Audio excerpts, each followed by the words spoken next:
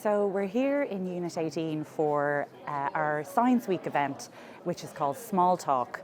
And this event is really interesting. It's quite innovative. And the name Smalltalk came about from these beautiful books that we in the Amber Centre developed with Fighting Words. And these books were written by some of our scientists. And the idea is that these books will help people move beyond small talk to communicate science in a more engaging way and to help people learn together, both members of the public and scientists to learn together. So our event tonight, we're going to launch these books. We're going to hear from the authors, from the illustrators, from Fighting Words and from ourselves in the Amber Centre. Then we're going to invite our attendees over to a co-creation workshop with our Amber PhD student, CRANN, and we're going to invite people to reflect on the past, the present and the future of science, and again, hoping to move beyond small talk to think about how we can move our ideas into actions. Our event will finish up then with some action where our attendees will be invited to plant their seeds of ideas physically and symbolically. We have a lovely planting workshop to finish where people will plant their hazelnut seeds and take those home as a reminder of their commitment to the future of science. So we're delighted to have our graphic recording artist Robyn Deasy with us for the event, and she's capturing the various conversations, both the small talk and the bigger talk, over the three parts of the event. So we're very excited and we hope everyone enjoys the event. So sometime long ago, in the mists of time, two rabbits were born, heirs to the throne of the Emerald Isle. All of the island came together in celebration of the joyous event, and festivals sprung up in every warren around the land. The names of Kevin and Joshua, the young rabbit princes, were on the tips of everyone's tongues. However, it soon became apparent that something wasn't quite right. The fear of Professor Owl was confirmed by the ancient technique of polymerase chain reaction. The technique of poly what? Asked the king.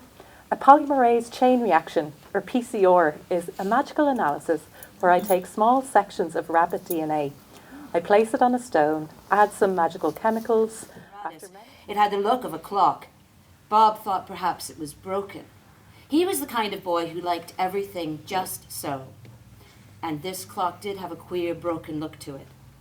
I suggested we wait until Uncle Pierre returned before we started to tinker. But Bob was not a patient person.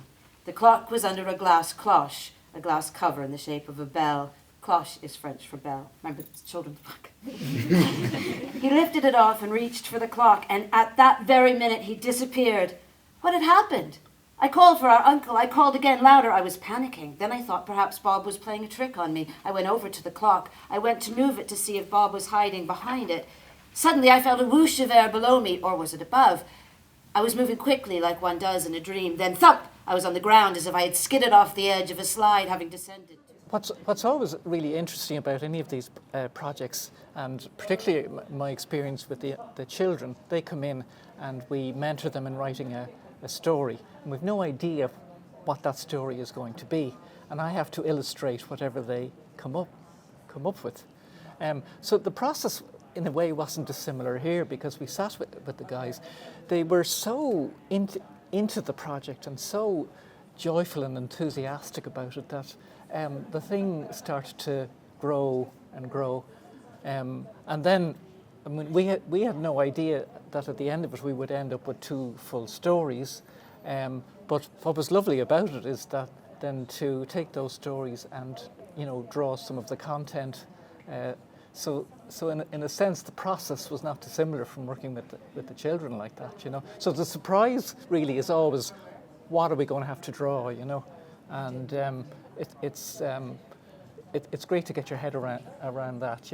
And for the scientists to understand the process so quickly and get into it so quickly was really, really interesting, One of the quantum physicists is from India, and she said that she really wanted to get out of the project was an ability to teach differently. In India, everything's taught in English, and she was hoping, one of the dreams she has is to be able to go back to India and teach in her native language. And she does something called quantum regimes. And I said to her, well, what is that? Explain to me. And she went, and she kind of couldn't, she couldn't simplify it, which I thought was really interesting. So there was a bit of a challenge. Yeah, so hi, I'm Mark Mitchison. I guess you saw me already, but so I'm involved in Amber through this project called Aspects, which is an EU-funded project. I wouldn't really call it material science, what we do, but what we really do is we work in this area of what's called quantum technology. So basically quantum physics, it's the theory that describes almost all and explains almost all phenomena that you have ever experienced. So it's our most kind of fundamental theory of energy and matter and things happening. Distill down your key idea or your key thought or your wish or intention before we plant the seeds. If you could write your intention onto the pot, okay?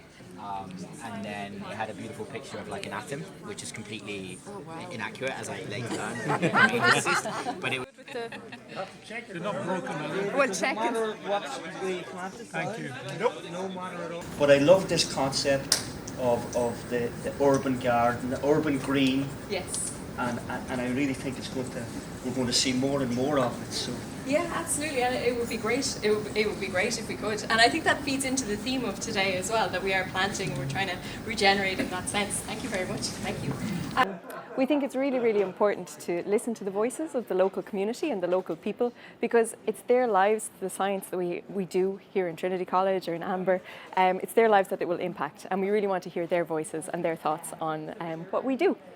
What we're doing in Unit 18 this evening is bringing together a group of local residents and some of the scientists that are doing research here on Trinity East, which is Trinity's Research, Innovation and Cultural Practice campus. The campus is being redeveloped, but we're taking kind of a refurbishment and regeneration approach to it. So as a marker of that, one of the first things we've done actually is establish 2 fantastic fruit-bearing apple trees just at the door here of Trinity East. And actually, introducing that form of biodiversity, it's also a metaphor for how science ideas take hold. So what we've also done is we've been harvesting hazelnuts from trees that were planted on Pier Street, really local trees. And we're inviting people to plant and take away their own hazelnut. And in some ways it's an indication of how long it takes a scientific idea to germinate and take hold. It's not something that happens instantaneously. It needs to be nurtured, it needs to be minded, but it's a way of using the biodiversity that already exists to create new biodiversity in the area. Guys, on 3, 1.